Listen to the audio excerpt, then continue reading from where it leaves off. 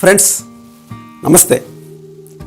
అత్యంత అవకాశాలున్న ఇన్సూరెన్స్ వ్యాపారంలో ఏజెంట్గా చేరి మీ యొక్క ఆర్థిక ప్రగతికే ప్రయత్నిస్తున్న అందరికీ నా యొక్క వెల్కమ్. భారతీయ బీమా రెగ్యులేటరీ మరియు అభివృద్ధి సంస్థ IRDAI సూచనల మేరకు ఇన్సూరెన్స్ వ్యాపారం చేయబోయే అభ్యర్థులు తప్పనిసరిగా IC38 అనే ఎగ్జామ్ పాస్ అయ్యి లైసెన్స్ పొందవలసి ఉంటుంది. ఈ యొక్క IC38 అనే సబ్జెక్ట్ని ఇన్సూరెన్స్ ఇన్స్టిట్యూట్ ఆఫ్ ఇండియా అనే సంస్థ రూపొందించింది. ఈ యొక్క సబ్జెక్ట్లో మనకు మొత్తంగా 3 అధ్యాయాలు ఉంటాయి. మొట్టమొదటిది అందరికీ సంబంధించిన అధ్యాయాలు, కామన్ సిలబస్. ఇందులో మనకు 10 చాప్టర్స్ ఉంటాయి. ఇక రెండవది జీవిత బీమాకు సంబంధించిన చాప్టర్స్. ఇందులో మనకు 9 చాప్టర్స్ ఉంటాయి. ఇక మూడవ అధ్యాయము ఆరోగ్య బీమాకు సంబంధించింది. ఇందులో మనకు 5 చాప్టర్స్ ఉంటాయి. సో ఈ విధంగా ఓవరాల్గా మనకు 24 చాప్టర్స్ ఈ యొక్క సబ్జెక్ట్లో ఉన్నాయి. ఎగ్జామ్ పాస్ అవ్వాలి అంటే ఈ వీడియో చూస్తే సరిపోతుంది. ఎందుకంటే ఈ వీడియో క్లియర్గా మీకు అర్థమయ్యే రీతిలో నేను వివరించడం జరిగింది. కాకపోతే మీకు ఈ యొక్క సబ్జెక్ట్ పైన పూర్తి అవగాహన కావాలి అంటే IRDAonline.org అనే వెబ్సైట్ని సందర్శించి మీరు ఈ యొక్క IC38 అనే సబ్జెక్ట్ మెటీరియల్ మీరు డౌన్లోడ్ చేసుకొని మీరు చూడవచ్చు. ప్రస్తుతానికి మన యొక్క లెసన్స్ని స్టార్ట్ చేద్దామా? అందరికీ సంబంధించిన అధ్యాయాలు. బీమా యొక్క పరిచయం. ఇటువంటి సంఘటనలు మనల్ని భయాందోళనకు గురి చేస్తాయి. ఇటువంటి సంఘటనల నుండి మన ఆస్తులను మరియు మనల్ని ఎలా రక్షించుకోవచ్చు? పరస్పర మద్దతు మరియు భాగస్వామ్య వ్యవస్థను కలిగి ఉండడం ద్వారా మనల్ని మనం రక్షించుకోవచ్చు. దీనినే బీమా అంటారు. బీమా అనేది బీమాదారుడు మరియు బీమా సంస్థ మధ్య జరిగే చట్టపరమైన ఒప్పందం.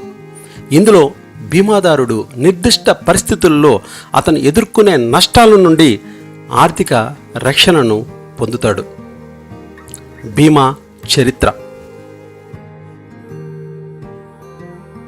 ప్రాచీన చైనా దేశంలో వ్యాపారులు వివిధ వస్తువులను నౌకల ద్వారా ఇతర దేశాలకు ఎగుమతి చేసేవారు. ఈ రాకపోకల సమయంలో కొన్ని నౌకలు సముద్ర మార్గంలో వివిధ కారణాల రీత్యా మునిగిపోయాయి. ఎవరి నౌక అయితే మునిగిపోతుందో అతడు తీవ్ర నష్టానికి లోనయ్యేవాడు. దీనికి వారు ఒక పరిష్కారాన్ని కనుగొన్నారు. ఒక వ్యాపారికి చెందిన వస్తువును ఒకే నౌకకే పరిమితం కాకుండా ప్రతి నౌకను 10 భాగాలుగా విభజించి ప్రతి భాగంలో ఒక్కొక్క వ్యాపారికి చెందిన వస్తువును ఉంచేవారు. దీని ఫలితంగా ఒకవేళ ఒక నౌక సముద్రంలో మునిగిపోయిన నష్టం ఒక్క వ్యాపారికే కాకుండా అందరికీ పంచబడేది. దీనినే నష్టాలను పంచుకోవడం అంటాం. Lloyd's coffee house. Lloyd's coffee house 17వ శతాబ్దాలలో లండన్లో ఓడ యజమానులు, మెరైన్ వ్యాపారులు మరియు నావికుల కోసం ఒక ముఖ్యమైన సమావేశ స్థలం. ఇది లాయిడ్ ఇన్సూరెన్స్ కంపెనీ స్థాపనకు దారితీసింది. మీకు ప్రశ్న వచ్చినప్పుడు, అంటే ప్రపంచంలో మొదటి బీమా కంపెనీ ఏది అని, దీనికి సమాధానంగా మీరు లాయిడ్స్ కాఫీ హౌస్ అని రాయగలరు. భారతదేశంలో బీమా చరిత్ర. భారతదేశంలోనే మొట్టమొదటి జీవిత బీమా సంస్థ the oriental life insurance company limited. ఇది 1818లో కల్కటాలో ప్రారంభమైంది. మొట్టమొదటి సాధారణ బీమా సంస్థ ట్రైటాన్ ఇన్సూరెన్స్ కంపెనీ లిమిటెడ్. ఇది 1850లో ప్రారంభమైంది. మొట్టమొదటి భారత బీమా సంస్థ అంటే భారతీయులచే ప్రారంభమైన బీమా సంస్థ, అది Bombay mutual assurance society limited. ఇది 1870లో ప్రారంభమైంది. భారతదేశంలోనే అతి పురాతన బీమా company national insurance company limited. ఇది 1906లో ప్రారంభమై ఇప్పటికీ ఉంది. బీమా చట్టం 1938. భారతదేశంలో బీమా కంపెనీల ప్రవర్తనను నియంత్రించే మొట్టమొదటి చట్టం. కాలానుగుణంగా సవరించబడిన ఈ చట్టం ఇప్పటికీ అమలులో ఉంది. Life insurance corporation of India 1956. జీవిత బీమా వ్యాపారం 1956లో జాతీయం చేయబడిన తర్వాత 1999 వరకు LIC జీవిత బీమా వ్యాపారంలో ప్రత్యేకమైన హక్కులను కలిగి ఉంది.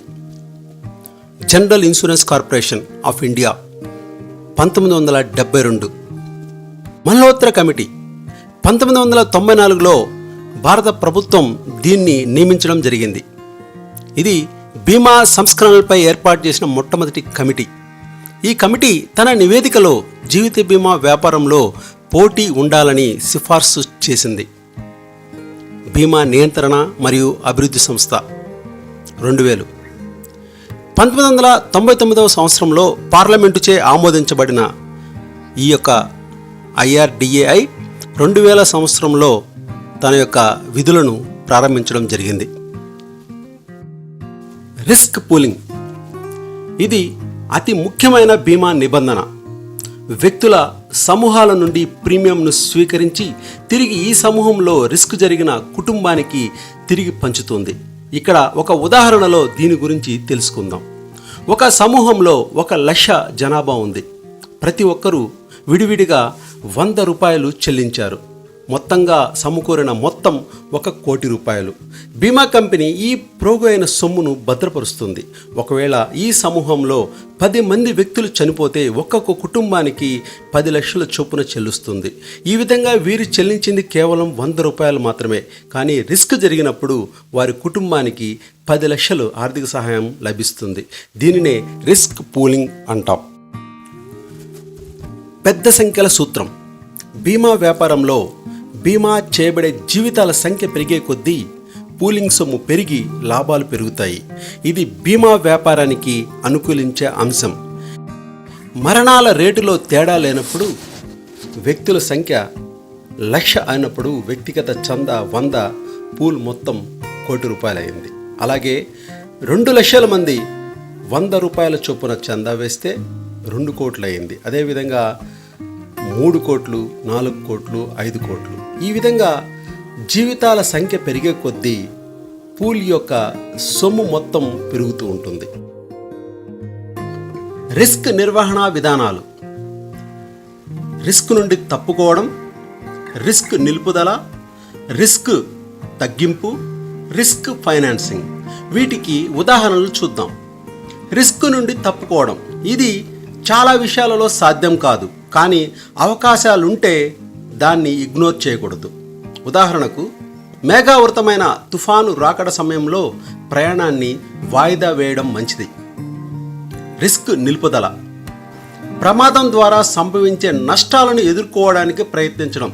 ఇది మంచిది కాదు, ఎందుకంటే మనకు ఆర్థిక నష్టాలను ఎదుర్కోవాల్సి ఉంటుంది. రిస్క్ తగ్గింపు. నష్టం సంభవించే అవకాశాలను తగ్గించడం.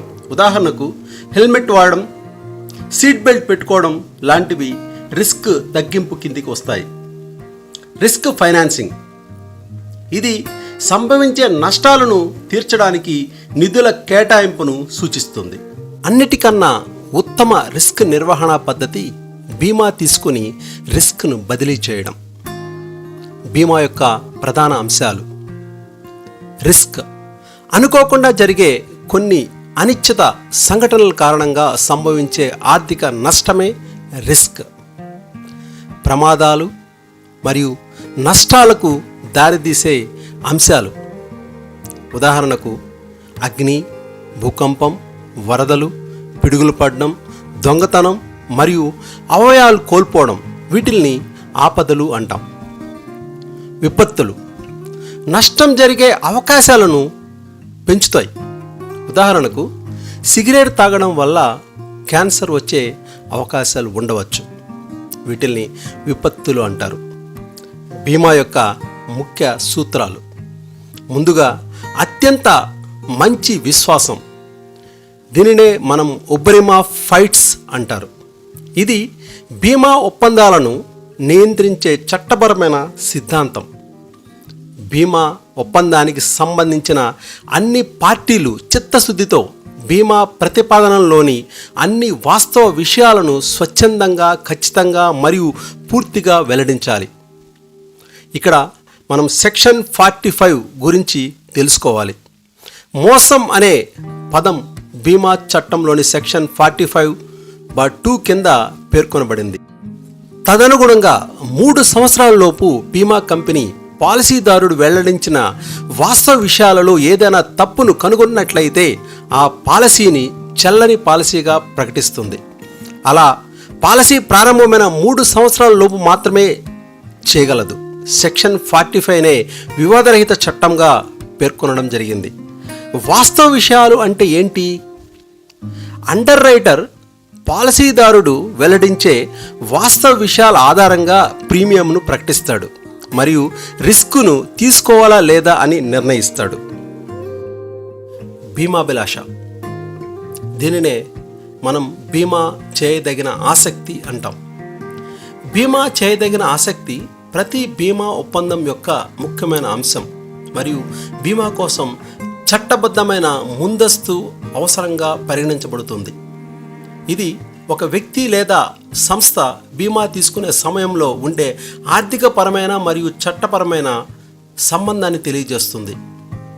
స్వంత జీవితంపై తీసుకోగలం, భార్యాభర్తలు ఒకరిపైన ఒకరు బీమా తీసుకోవచ్చు, తల్లిదండ్రులు తమ మైనర్ పిల్లలపై, ఉద్యోగి యజమాని మరియు కీమ్యాన్ ఇన్సూరెన్స్, రుణదాత మరియు రుణగ్రహీతలు. జీవిత బీమా విషయంలో బీమాభిలాష పాలసీ ప్రారంభ సమయంలో ఉండాలి, తర్వాత లేకపోయినా పర్లేదు.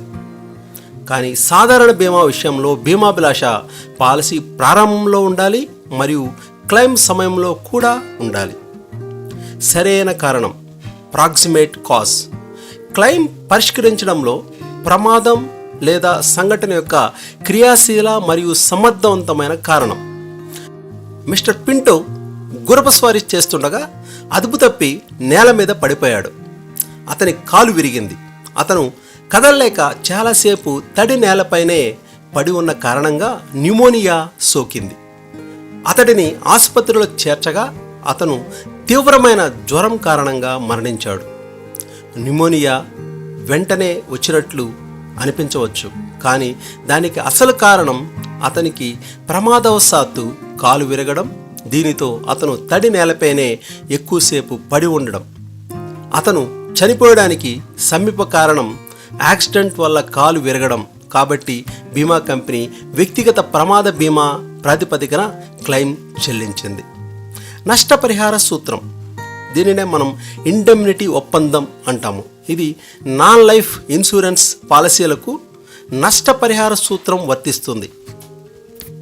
పాలసీ కలిగిన వ్యక్తికి నష్టం వాటిల్లినప్పుడు బీమా కంపెనీ అతని నష్టానికి సరిపడే సొమ్మును చెల్లిస్తుంది. అంటే అతను నష్టపోకముందు ఆర్థిక స్థితిని కల్పిస్తుంది మరియు జరిగిన నష్టానికన్నా ఎక్కువ సొమ్ము చెల్లించడానికి వీలు పడదని స్పష్టం చేస్తుంది. రామ్ 10 లక్షలకు తన ఇంటి పూర్తి విలువకు బీమా చేశాడు.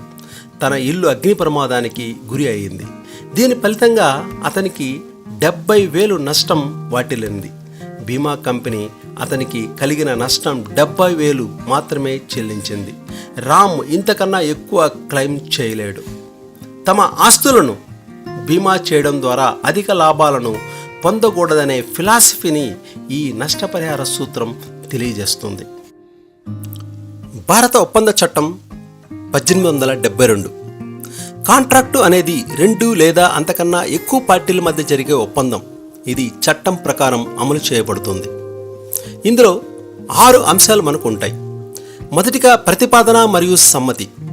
ఒక పార్టీ ప్రతిపాదిస్తుంది, మరొక పార్టీ బేషరతు సమ్మతి తెలిపినప్పుడు రెండవ అంశానికి వెళ్తాం.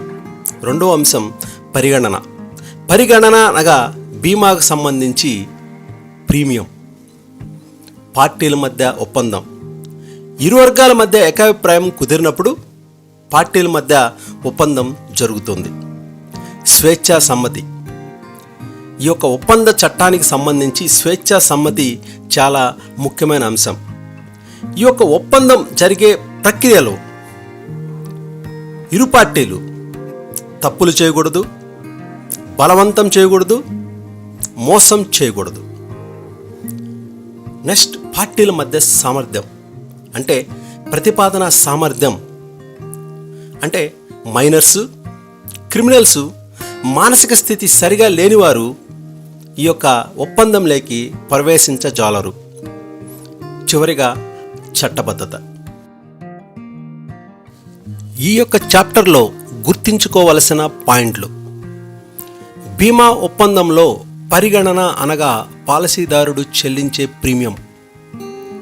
లాటిన్ భాషలో పార్టీల మధ్య ఒప్పందం అనగా కన్సెన్సస్ యాడ్ ఐటమ్.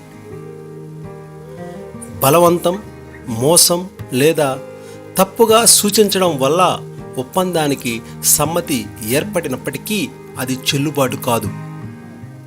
మైనర్లు, నేరస్తులు మరియు మానసిక సామర్థ్యం సరిగా లేని వారు ఒప్పందం చేయడానికి అనర్హులు. అండర్ రైటింగ్ అనేది బీమా కోసం అందించే రిస్క్ ఆమోదయోగ్యమైనదా కాదా అని నిర్ణయించే ప్రక్రియ. ఇంకా ఏ రేట్లు, నిబంధనలు మరియు షరతులు వర్తిస్తాయో తెలియపరచడం. అండర్ రైటింగ్ ఈ క్రింది దశలను కలిగి ఉంటుంది. నష్టం యొక్క ఫ్రీక్వెన్సీ మరియు తీవ్రత పరంగా ప్రమాదం మరియు ప్రమాదం యొక్క అంచనా మరియు మూల్యాంకనం.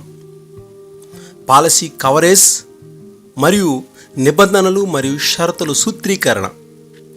ప్రీమియం రేట్ల నిర్ధారణ. మూలాల ఆధారంగా సమాచారం సేకరణ. ఇక్కడ ప్రతిపాదన పత్రం అంటే ప్రపోజల్ ఫామ్లో పాలసీదారుడు నింపే డేటా. రిస్క్ సర్వేలు. చారిత్రక క్లెయిమ్ అనుభవాల డేటా. ఇక్కడ ముఖ్యంగా వయసుకు సంబంధించి 2 రకాల ధృవపత్రాల గురించి తెలుసుకుందాం. మొదటిగా ప్రామాణిక ధృవపత్రాలు. స్కూలు లేదా కాలేజీ సర్టిఫికేట్, మున్సిపాలిటీ రికార్డుల ప్రకారం జారీ చేయబడ్డ birth certificate, passport, pan card, service register, రక్షణ సిబ్బంది జారీ చేసే గుర్తింపు కార్డు, గవర్నమెంట్ ద్వారా జారీ చేయబడిన వివాహ ధృవీకరణ పత్రం. ఇక ప్రామాణికేతర ధృవపత్రాలు జాతక చక్రం, ration card, voter card, village panchayat జారీ చేసే సర్టిఫికేట్ అండ్ సెల్ఫ్ అఫిడవిట్. ఇవి ప్రామాణికేతర ధృవపత్రాల కింద వస్తాయి. ఇక్కడ pan card only age proof మాత్రమే. ఇది చిరునామా ధృవీకరణ కాదు. ఫిర్యాదుల పరిష్కార యంత్రాంగం గ్రీవెన్సెస్ రెడ్రెసల్ మెకానిజం. మొదటిగా ఐజీఎంఎస్. ఇది ఇంటిగ్రేటెడ్ గ్రీవెన్సెస్ మేనేజ్మెంట్ సిస్టమ్గా పిలువబడేది, కానీ ప్రస్తుతానికి బీమా భరోసా గ్రీవెన్సెస్ మేనేజ్మెంట్ సిస్టమ్గా ఇది మార్చబడింది. ఇది IRDA రూపొందించిన ఆన్లైన్ వినియోగదారుల ఫిర్యాదుల నమోదు వ్యవస్థ.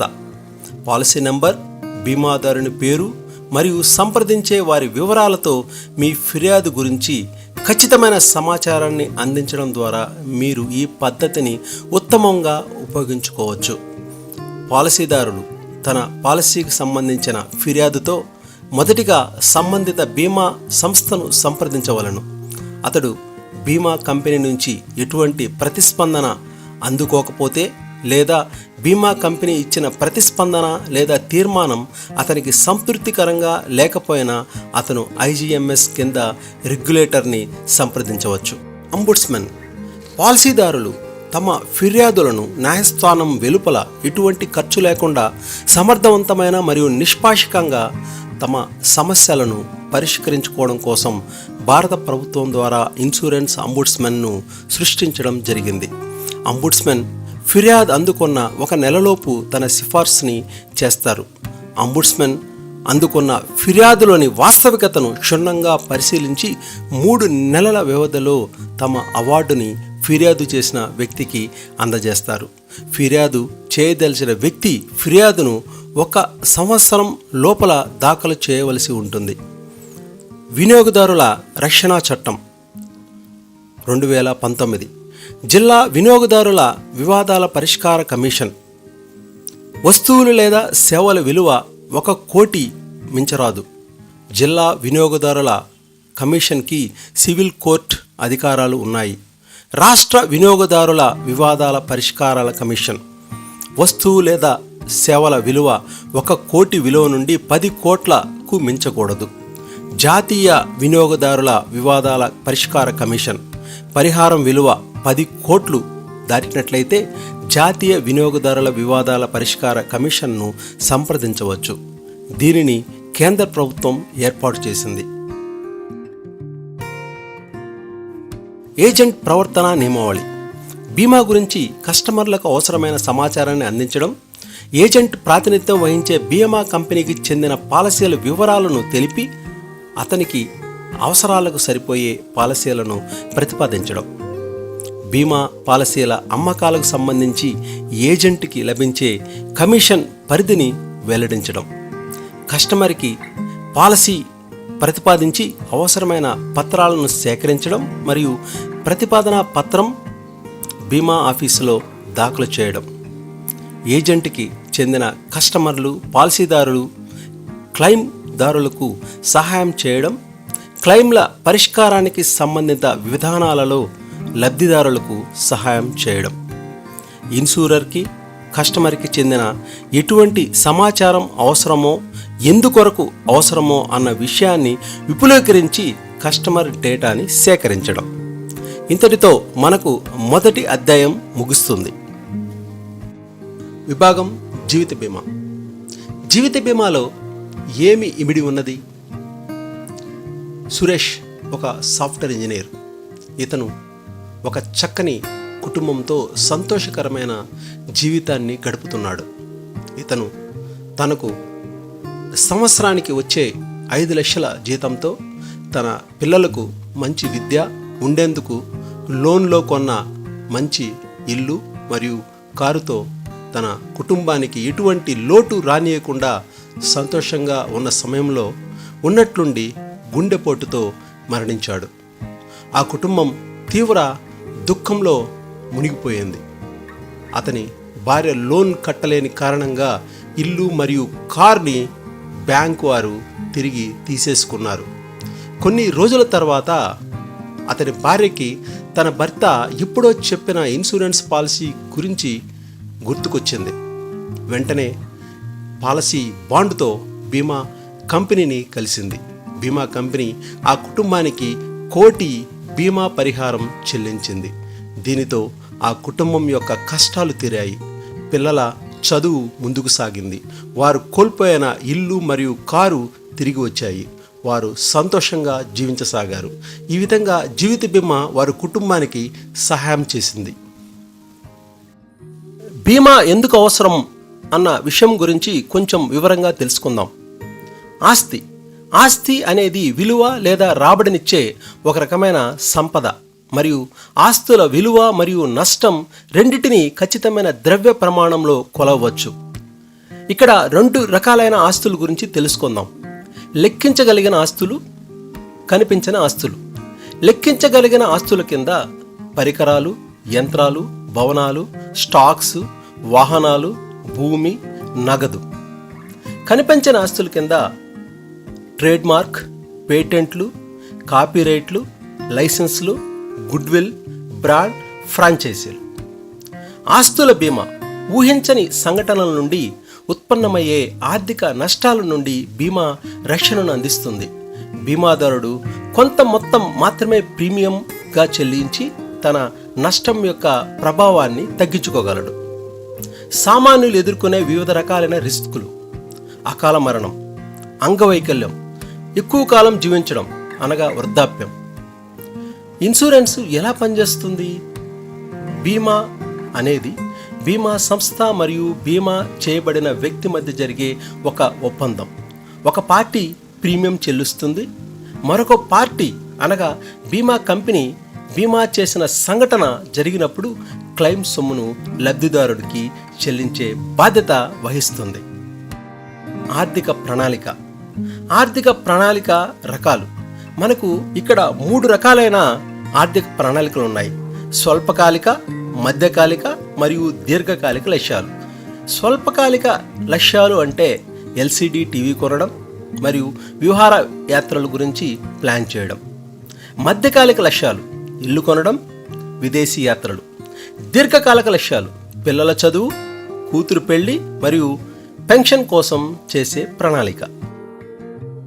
ఆర్థిక ప్రణాళిక అంశాలు: పెట్టుబడి, రిస్క్ నిర్వహణ, పెన్షన్ ప్లానింగ్, ట్యాక్స్ మరియు ఎస్టేట్ ప్లానింగ్, అవసరాలకు అనుగుణంగా నిధుల సమీకరణ. ఇక్కడ ఒక విషయం గమనించాలి. ఆర్థిక ప్రణాళిక సంపన్నుల కోసమే కాదు. నిజానికి ఆర్థిక ప్రణాళిక ఒకరి మొదటి సంపాదన అందుకున్న రోజు నుంచే ప్రారంభించడం మంచిది. జీవిత దశలు మరియు ప్రాధాన్యతలు: అభ్యాసకుడు లర్నర్ 20 నుంచి 25 సంవత్సరములు, మెడికల్ ఖర్చులు మరియు విద్యను కొనసాగించుటకు అవసరమైన ఖర్చులు.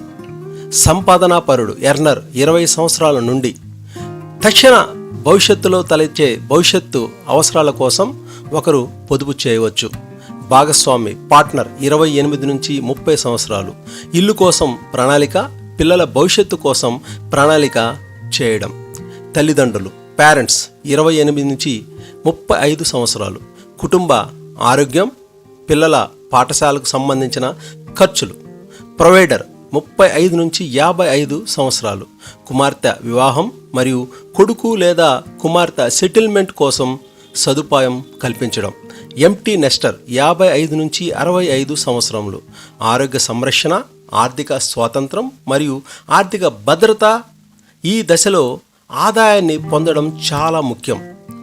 రిటైర్మెంట్ 12 ఇయర్స్, వ్యక్తిగత మరియు భాగస్వామి ఆరోగ్యం, విదేశాలలో సెలవులు లేదా తీర్థయాత్రలు ఈ యొక్క దశలో ఉంటాయి. ఆర్థిక ప్రణాళిక పాత్ర: ఎందుకోసం ఆర్థిక ప్రణాళిక అవసరం? ఉమ్మడి కుటుంబాలు విచ్ఛిన్నం కావడం, బహుళ పెట్టుబడి ఎంపికలు, మారుతున్న జీవనశైలి, ద్రవ్యోల్బణం, ఇతర అత్యవసర పరిస్థితులు. ఆర్థిక ఉత్పత్తులు: ఫైనాన్షియల్ ప్రొడక్ట్స్. మొదటిగా ఆదా ఉత్పత్తులు. వీటిలే మనం ట్రాన్సాక్షనల్ ప్రొడక్ట్స్ అంటాం.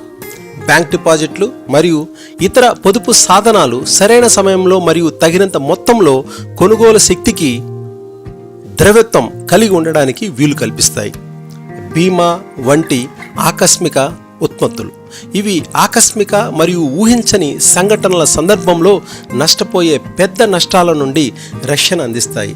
సంపదను సేకరించే ఉత్పత్తులు. Wealth creation products. షేర్లు మరియు అధిక దిగుబడినిచ్చే బాండ్లు లేదా రియల్ ఎస్టేట్ వంటి ఉత్పత్తులు ఉదాహరణ. ఇక్కడ పెట్టుబడిపై ఎక్కువ రిటర్న్స్ సంపాదించాలనే ఉద్దేశం కలవారికి ఇవి సరిపోతాయి. ముఖ్యంగా 3 పాయింట్లు. పొదుపు చేయవలసిన అవసరం. ఎందుకోసమంటే నగదు అవసరాల కోసం. బీమా చేయవలసిన అవసరం అనిశ్చిత పరిస్థితులకు వ్యతిరేకంగా. మూడోది పెట్టుబడి అవసరం, సంపద సృష్టి కోసం. మానవ జీవిత విలువ, హ్యూమన్ లైఫ్ వాల్యూ. ఈ కాన్సెప్ట్ని కనుగొన్నవారు సాల్మన్ స్టీఫన్ హ్యూబ్నర్. ఇక్కడ ఒక వ్యక్తి యొక్క మానవ జీవిత విలువను ఎలా కనుక్కోవచ్చు, ఇక్కడ ఒక ఉదాహరణతో మనం తెలుసుకుందాం. భరత్ ఒక సాఫ్ట్వేర్ ఇంజనీర్. ఇతని యొక్క సంవత్సర ఆదాయం 5 లక్షలు. బ్యాంక్ వడ్డీ రేటు 5% అనుకుంటే ఈ యొక్క ఫార్ములాతో అతని హ్యూమన్ లైఫ్ వాల్యూను కనుక్కోవచ్చు. ఇతని యొక్క సంవత్సర ఆదాయం 5 లక్షలు ఇంటూ 100/5. 5 అనేది ఇక్కడ బ్యాంక్ వడ్డీ రేటు. సో దీన్ని మనం క్యాల్కులేట్ చేస్తే మనకు 1 crore వస్తుంది. సో భరత్ యొక్క మానవ జీవిత విలువ 1 కోటి రూపాయలు. ఒకవేళ బ్యాంక్ వడ్డీ రేట్లు 5%గా ఉన్నట్లయితే భరత్ కుటుంబం ప్రతి సంవత్సరము 5 లక్షలు పొందగలదు.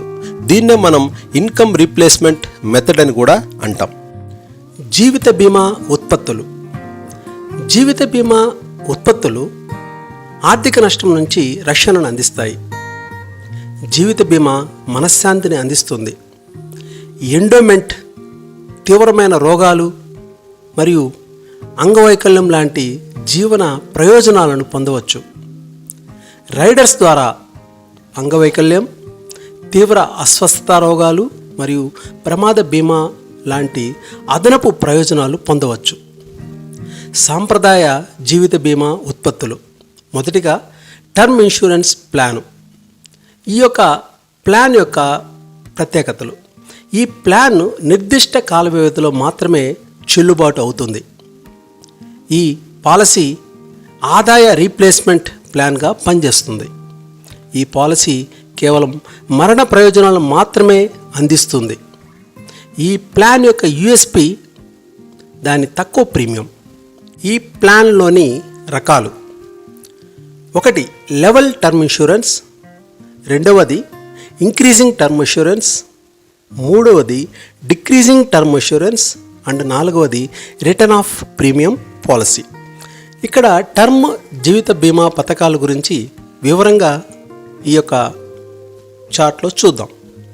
ప్యూర్ టర్మ్ హామీ పథకం.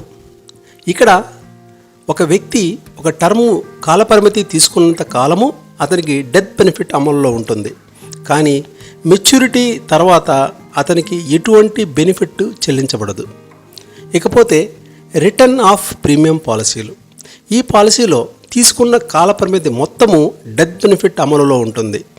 మెచ్యూరిటీ టైంలో మనకు ఎటువంటి డెత్ వాటిల్లనప్పుడు టర్మ్ చివరిలో అన్ని ప్రీమియంలు వెనుకకు చెల్లించబడుతుంది. అక్టోబర్ 2020లో IRDAI ఒక స్టాండర్డ్ ప్రామాణిక వ్యక్తిగత టర్మ్ బీమా ఉత్పత్తి సరళ్ జీవన బీమాగా అన్ని బీమా కంపెనీలు వాటి పాలసీలకు ముందుగా పొందుపరచాలని రూల్ని తెచ్చింది. ఇకపోతే డిక్రీజింగ్ టర్మ్ అష్యూరెన్స్, దీన్నే తనఖా విముక్తి బీమా అంటారు. ఇక్కడ చూడండి, ప్రీమియం ఎలా ఉంటుందంటే ఓవరాల్ టర్మ్ ప్రీమియం కాన్స్టెంట్గా ఉంటుంది, కాకపోతే బీమా మొత్తం తగ్గుతూ వస్తుంది. అంటే ఒక వ్యక్తి హౌసింగ్ లోన్కు అనుగుణంగా ఈ యొక్క పాలసీ తీసుకున్నట్లయితే ఒకవేళ టర్మ్ మధ్యలో ఎప్పుడైనా చనిపోయినప్పుడు ఎంతైతే బ్యాంక్కి అతని యొక్క అప్పు ఉంటుందో ఆ యొక్క మొత్తము బ్యాంకుకి చెల్లించబడుతుంది. దీనినే తనఖా విముక్తి బీమా అంటారు. ఎండోమెంట్ హామీ పథకం. మరణించిన లేదా జీవించి ఉన్నా కూడా బెనిఫిట్లు చెల్లించబడతాయి. ఈ పాలసీ ఇన్సూరెన్సు మరియు పొదుపు ప్రయోజనాలను అందిస్తుంది. దీర్ఘకాల ఆర్థిక అవసరాలైన పిల్లల చదువు, వారి వివాహం కొరకు ఉత్తమమైన ప్లాన్. జీవితకాల బీమా పథకం, దీన్నే హోల్ లైఫ్ ఇన్సూరెన్స్ ప్లాన్ అంటాం. శాశ్వత జీవిత బీమా పాలసీకి ఇది ఒక ఉదాహరణ. ఇతర వాటికంటే ఇది ఖరీదైన పాలసీ. వీటిని కన్వర్టబుల్ జీవిత బీమా ఉత్పత్తులుగా పిలుస్తారు. సంపదను తర్వాత తరాల వారికి చేరవేయడానికి ఈ పాలసీ సహాయం చేస్తుంది. ఇక విత్ ప్రాఫిట్ పథకాలు. పార్ అనే పదం కంపెనీ లాభంలో భాగం ఉంటుందనే విషయాన్ని సూచిస్తుంది. ఈ పాలసీని కలిగిన పాలసీదారులు తన పాలసీపై బోనస్ పొందుతారు, అంటే జీవిత బీమా సంస్థ యొక్క లాభాలలో పాలు పంచుకుంటారు. నాన్ పార్టిసిపేటింగ్ పథకాలు అంటే దీనిని కొనుగోలు చేసిన పాలసీదారుడు కంపెనీ లాభ నష్టాలతో సంబంధం లేకుండా స్థిరమైన ఆదాయాన్ని పొందుతాడు. Money back policy. Money back policy అనేది భారతదేశంలో ఒక ప్రసిద్ధ ఎండోమెంట్ ప్లాన్. ఇది టర్మ్ సమయంలో ఇన్స్టాల్మెంట్లలో హామీ ఇవ్వబడిన మొత్తంలో కొంత భాగాన్ని మరియు టర్ము ముగింపులో బ్యాలెన్స్ మొత్తాన్ని తిరిగి ఇవ్వడానికి ఒక నిబంధనను కలిగి ఉంది. యాన్యుటీ మరియు పెన్షన్. ఇన్సూరెన్స్ భాషలో యాన్యుటీ అనగా పెన్షన్. స్థిరమైన మొత్తాన్ని క్రమం తప్పకుండా చెల్లించేది డిఫైన్డ్ బెనిఫిట్ ప్లాన్. పదవిలో ఉన్నప్పుడు కొంత స్థిరమైన మొత్తాన్ని పెట్టుబడిగా చెల్లించి పదవి విరమణ అనంతరం రిటర్న్ పొందే పథకమే డిఫైన్డ్ కంట్రిబ్యూషన్ ప్లాన్. ఇక్కడ 2 రకాలైన పెన్షన్ ప్లాన్స్ గురించి చార్ట్ ఇవ్వబడింది. మొదటిది వాయిదా వేసిన పెన్షన్ పథకం. ఈ యొక్క పాలసీలో పాలసీదారుడు కొన్ని సంవత్సరాల పాటు రెగ్యులర్గా ప్రీమియం చెల్లించి నిర్దిష్ట వ్యవధి అనంతరం పెన్షన్ పొందుతాడు. తక్షణ యాన్యుటీ పథకం. ఈ పథకంలో ఏక మొత్తంలో ప్రీమియం సొమ్ము చెల్లించి వెంటనే పెన్షన్ ప్రయోజనాలు పొందవచ్చు. సాంప్రదాయేతర జీవిత బీమా పథకాలు. యూనివర్సల్ బీమా పథకాలు. ఇవి 1979లో యుఎస్ఏలో ప్రవేశపెట్టబడినాయి. ప్రీమియం చెల్లింపులలో సరళత్వం ఉంటుంది. ప్రీమియం క్రెడిట్ చేయబడిన తర్వాత ప్రత్యేక పెట్టుబడి ఖాతా యొక్క పనితీరు ప్రకారం పాలసీ యొక్క మరణ ప్రయోజనం మరియు నగదు విలువలు హెచ్చుతగ్గులకు గురవుతూ ఉంటాయి. యూలిప్స్ అంటే యూనిట్ లింక్డ్ ఇన్సూరెన్స్ ప్లాన్స్. ఇవి 1960లలో యూకేలో ప్రవేశపెట్టబడినాయి. ఈ పథకాలు బీమా మరియు పెట్టుబడికి అవకాశాలను కల్పిస్తాయి. సరళత్వం మరియు పారదర్శకత ఈ యొక్క ప్లాన్స్ యొక్క ప్రత్యేకత. యూనిట్ విలువ NAV ఆధారంగా మూల్యాంకనం చేయబడుతుంది. NAV అంటే నెట్ అసెట్ వాల్యూ. ఫండ్స్ ఎంపిక equity, debt fund, money market fund మరియు బ్యాలెన్స్డ్ ఫండ్లో పెట్టుబడికి అవకాశం కల్పిస్తుంది. సరళ్ పెన్షన్ ఒకే విధమైన తక్షణ వార్షిక పెన్షన్ పాలసీని అందించడానికి జనవరి 2021లో IRDAI అన్ని జీవిత బీమా కంపెనీలకు తప్పనిసరి చేసింది. ప్రతి జీవిత బీమా కంపెనీ తప్పనిసరిగా తమ తక్షణ పెన్షన్ పాలసీల పేర్లకు ముందు సరళ్ పెన్షన్ అని పేర్కొనాలి. ఈ పాలసీ ఈ క్రింది 2 పెన్షన్ ఎంపికలను అందిస్తాయి. ఒకటి జీవితకాల యాన్యుటీ మరియు 100% కొనుగోలు ధర ఇచ్చే పథకం. ఇంకొకటి ఉమ్మడి పెన్షన్తో మొదటి పెన్షన్దారునికి 100%, అతని మరణం తర్వాత రెండో పెన్షన్దారునికి 100% పెన్షన్ మరియు మరణానంతరం 100% కొనుగోలు ధర పొందవచ్చు. యాన్యుటీ చెల్లింపు విధానం నెలవారీ, త్రైవార్షికం, అర్ధవార్షికం మరియు వార్షికంగా ఉంటుంది. ప్రీమియం యొక్క భాగాలు బీమా పాలసీ కొనుగోలు చేయడం కోసం బీమా కోరుతున్న వ్యక్తి చెల్లించే ధరను ప్రీమియం అంటారు. ఇందులో మనకు మోర్టాలిటీ అంటే మరణాల శాతం, వడ్డీ, నిర్వహణ ఖర్చులు, నిల్వలు అంటే రిజర్వ్స్ మరియు బోనస్ లోడింగ్లు ఇందులో మిళితమై ఉంటాయి. రివిజనరీ బోనస్ రకాలు terminal bonus, compound bonus, super compound bonus మరియు సింపుల్ రివిజనరీ బోనస్. ఇకపోతే పాలసీ డాక్యుమెంట్ గురించి కొంచెం వివరంగా మనం తెలుసుకుందాం. ఇక్కడ మనకు 2 రకాలుగా దీనిని విభజించవచ్చు.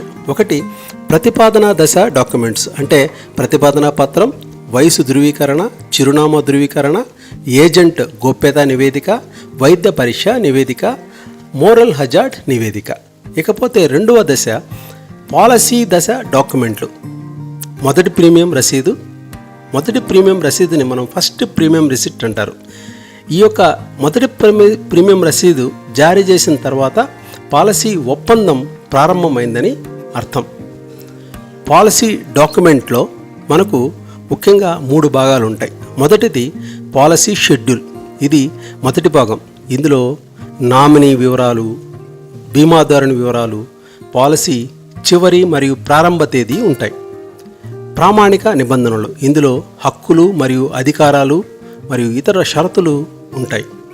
నిర్దిష్ట విధాన నిబంధనలు. ఇందులో గ్రేస్ పీరియడ్, పాలసీ ల్యాప్స్ అయిన పక్షంలో బీమాదారుడికి విధించే నియమాలు ఉంటాయి. 1938 బీమా చట్టం ముఖ్యమైన నిబంధనలు. సెక్షన్ 38 అసైన్మెంట్ అంటాం. ఈ సెక్షన్ ఒక వ్యక్తి తన పాలసీ హక్కులను తన నుండి మరొకరికి సంపూర్ణంగా లేదా పాక్షికంగా బదిలీ చేయటకు వీలు కల్పించేదే ఈ యొక్క సెక్షన్ 38. Section 39 nomination. పాలసీ కాలపరిమితిలో పాలసీదారుడు ఒకవేళ మరణిస్తే బీమా సొమ్ము ఎవరికి చెందాలి అని పాలసీదారుడు నామినీని నిర్ణయించుకునే హక్కు ఉన్నది. కానీ నామినీకి మెచ్యూరిటీ లేక మరే సొమ్ము అందుకునే హక్కు లేదు. కేవలం డెత్ బెనిఫిట్ మాత్రమే అతను అందుకోగలడు. సెక్షన్ 42 ఏజెంట్ నియామకం. ఏజెంట్ నియామక అర్హతలపై ఈ యొక్క సెక్షన్ తెలియజేస్తుంది. భారతీయ పౌరుడై ఉండాలి, మేజర్ అయి ఉండాలి, 10వ క్లాస్ పాస్ అయి ఉండాలి, ఏజెంట్ నియామక పరీక్ష పాస్ అయి ఉండాలి, ఏజెంటు తన లైసెన్స్ను ఎల్లప్పుడూ తన దగ్గర కలిగి ఉండాలి. సెక్షన్ 45 వివాదరహిత చట్టం. పాలసీదారుడు ఇచ్చిన వాస్తవ విషయాలలో ఏదైనా తప్పుడు వాంగ్మూలం బీమా కంపెనీ 3 సంవత్సరాలలోగా కనుగొట్టినట్లయితే ఆ పాలసీని చెల్లుబాటు కాని పాలసీగా బీమా కంపెనీ ప్రకటిస్తుంది. 3 సంవత్సరాల తర్వాత ఈ యొక్క సెక్షన్ వర్తించదు. వివాహిత మహిళా ఆస్తి చట్టం. వివాహిత మహిళా ఆస్తి చట్టం 1874 సెక్షన్ 6 ప్రకారం జీవిత బీమా పాలసీ చేసినట్లయితే ఈ యొక్క పాలసీకి చెందిన అన్ని బెనిఫిట్లు పాలసీదారుని భార్య మరియు పిల్లలకి చెందుతాయి. ఒకరు లేదా అంతకన్నా ఎక్కువ పిల్లలు మరియు భార్య మరియు పిల్లలు కలిసి ఈ యొక్క బెనిఫిట్ని పొందవచ్చు. ఈ పాలసీకి బీమా కంపెనీ ట్రస్టీ పాత్ర వహిస్తుంది. కీమ్యాన్ ఇన్సూరెన్స్ వ్యాపార రక్షణ కొరకు తీసుకునే బీమా పాలసీగా చెప్పవచ్చు. వ్యాపారంలో ముఖ్యమైన వ్యక్తి మరణం లేదా వ్యాపారాన్ని నిర్వహించే సమర్థత కోల్పోయిన ఉత్పన్నమయ్యే ఆర్థిక నష్టాల నుండి వ్యాపారాన్ని భర్తీ చేయడానికి లేదా రక్షించడానికి ఈ బీమా పాలసీ ఉపయోగపడుతుంది.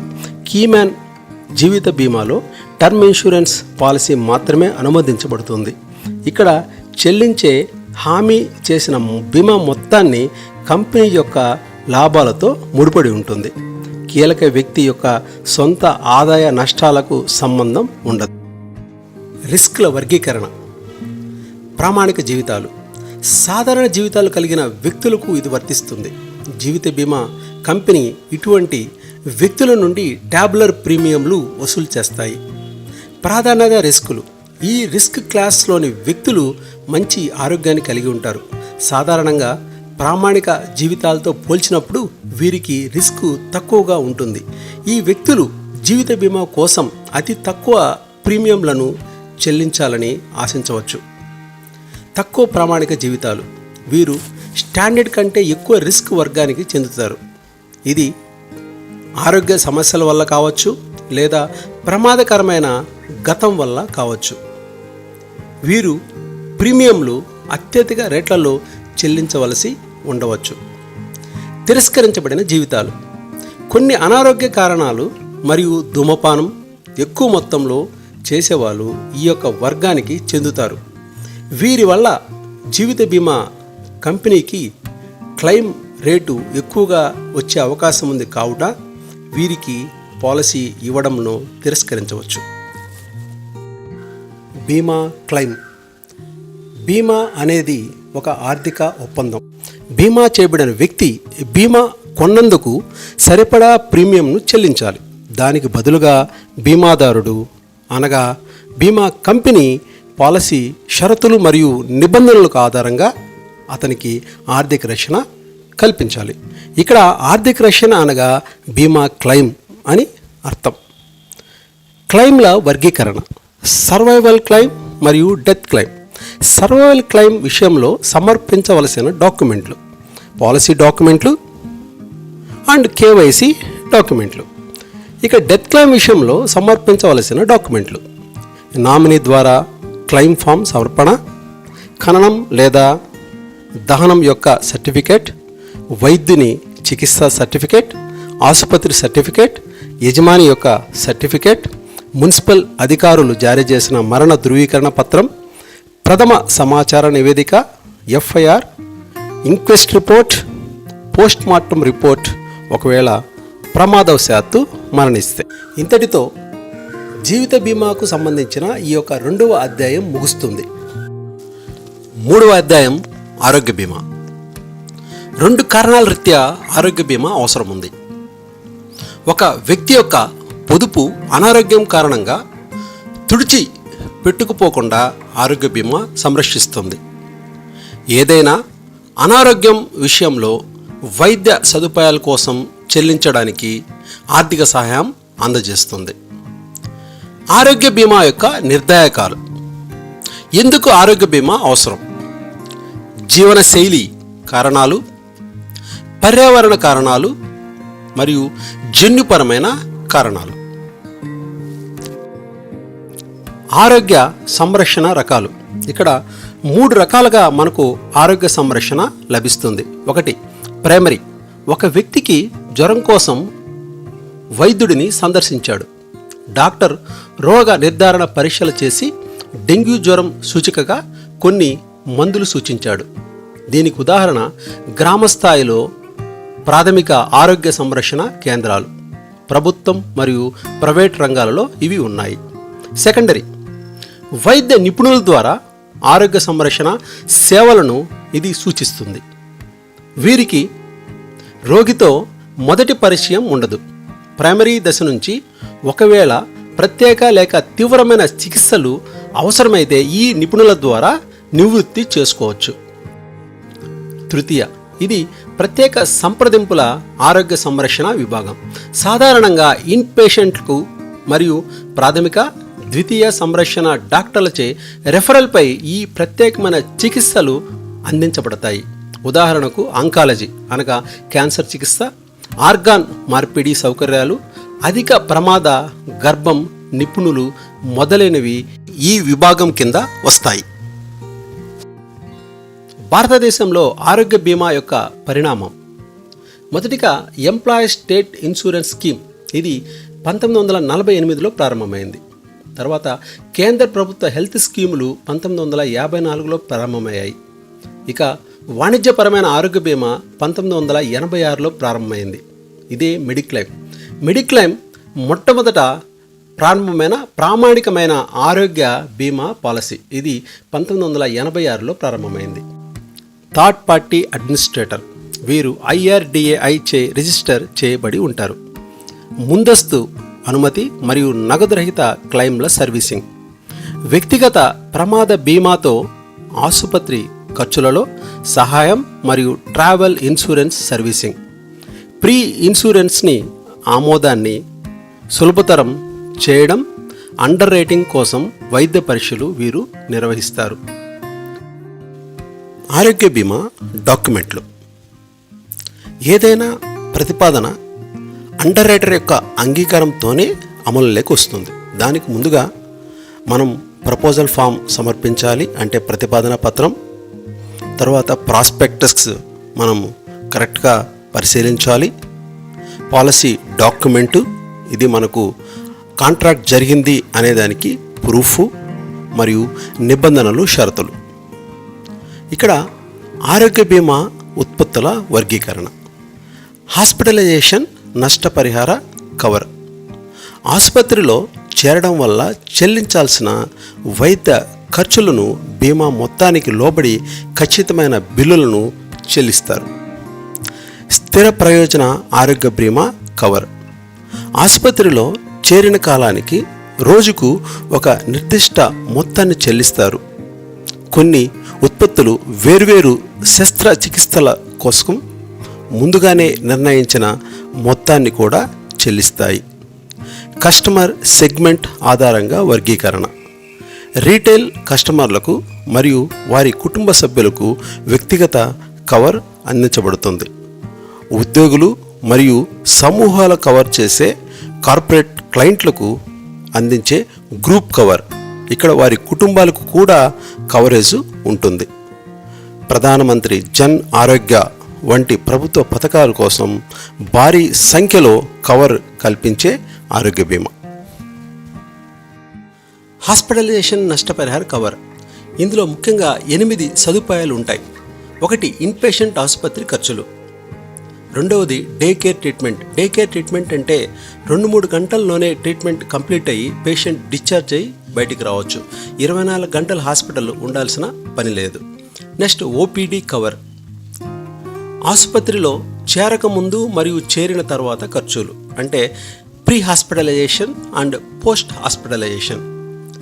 నెక్స్ట్ డొమిసిలరీ హాస్పిటలైజేషన్, అంటే డాక్టర్ ఇంటికి వచ్చి ట్రీట్మెంట్ ఇచ్చే పద్ధతి.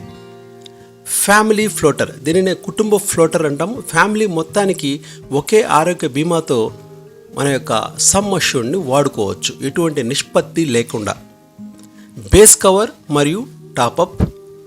మైగ్రేషన్, ఒక కంపెనీ నుంచి ఇంకొక ఆరోగ్య కంపెనీకి వెళ్ళే సదుపాయం కూడా ఉంటుంది. ముందుగా ఉన్న వ్యాధి అంటే ఏమిటి అంటే ప్రీ ఎగ్జిస్టింగ్ ఇల్నెస్. పాలసీ ప్రారంభించడానికి 48 నెలల ముందు ఉన్న వ్యాధులు. ఇటువంటి సందర్భాలలో బీమాదారుడు ఇతరుల వలె ఆరోగ్య బీమా కవర్ని వెంటనే అనుమతించబడరు. వీరు పాలసీ ప్రారంభమైన 48 నెలల తర్వాత అనుమతించబడవచ్చు. ఆరోగ్య సంజీవని అంటే ఏమిటి? కోవిడ్-19 మహమ్మారి నేపథ్యంలో IRDAI అన్ని బీమా కంపెనీలకు ఒకే రకమైన ప్రామాణిక ఆరోగ్య ఉత్పత్తితో ప్రవేశపెట్టాలని కోరింది. నిబంధనలలో ఎటువంటి వైవిధ్యాలు లేని సులభంగా అర్థం చేసుకోవడానికి ఆరోగ్య సంజీవని ప్రవేశపెట్టడం జరిగింది. ఆరోగ్య సంజీవని వ్యక్తిగత మరియు ఫ్యామిలీ ఫ్లోటర్ సౌకర్యాలను కలిగి ఉన్నది.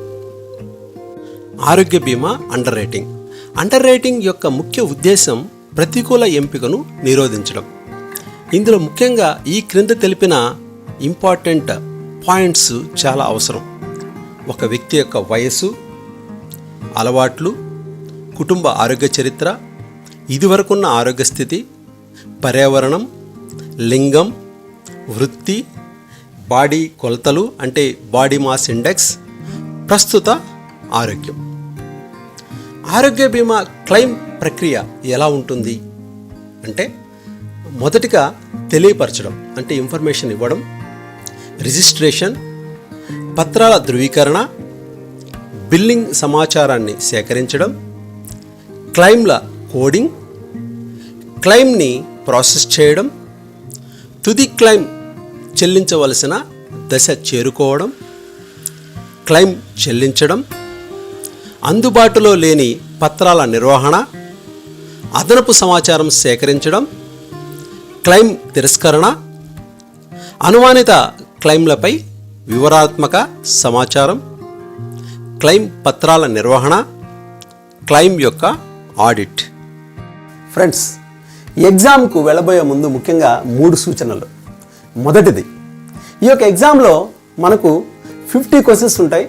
మనకు 60 నిమిషాల టైం ఉంది. ప్రతి క్వశ్చన్కి 1 మినిట్ టైం కేటాయించండి. ఖచ్చితంగా 1 మినిట్ టైం కేటాయించండి. ఒక్కసారి ఆన్సర్ మార్చేసిన తర్వాత దాన్ని తిరిగి మార్చవద్దు.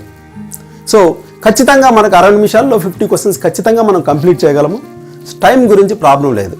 ఇక రెండవది, ఎగ్జామ్ టైం కన్నా ముందు 15 మినిట్స్ ముందుగా ఎగ్జామ్ హాల్కు చేరుకోండి. సో దట్ మీరు ప్రశాంతంగా ఎగ్జామ్ పైన ఫోకస్ చేయగలరు.